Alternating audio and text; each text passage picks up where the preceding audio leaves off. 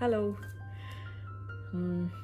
This is the first time that I'm getting in touch with you all to clarify something, and I think this will be the first time that I'll be thinking twice before I speak my heart, because I'm anxious that my words might be misinterpreted.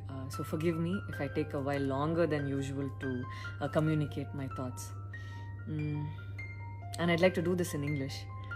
In a recent interview, I was asked if I was a supporter of the left or the right wing, and I clearly stated that I believe I'm neutral, and we need to be good human beings first before we identify ourselves with our beliefs, and that the oppressed need to be protected at any cost.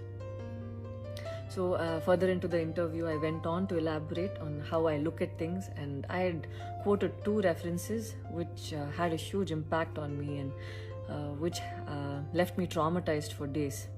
In fact, after I watched the film The Kashmir Files, I had the opportunity to speak with the director, and this was 3 months ago. I remember telling him that I was disturbed seeing the plight of the people at that time, and being someone that I am, I would never belittle tragedy like the genocide and the generations of people who are still affected by it.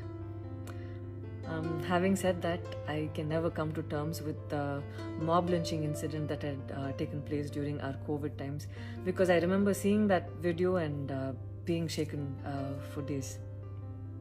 I believe that violence in any form is wrong, and violence in the name of any religion is a huge sin. So this is all that I intended to say, and that's all. But it was very disturbing to see that many people online justified the mob lynching incident, and I don't think any of us have the right to take another person's life. Being a medical graduate, I believe that all lives are equal and all lives are important. And I hope a day doesn't come when a child is born and he or she is scared of his or her identity, and I pray that we're not heading towards that, at least. 14 years of my life, my school life, I remember every day going to school and chanting, "All Indians are my brothers and sisters. I love my country and I'm proud of its rich and varied heritage." So maybe it went so deep into my head, and we as children would never differentiated each other based on culture or caste or religion.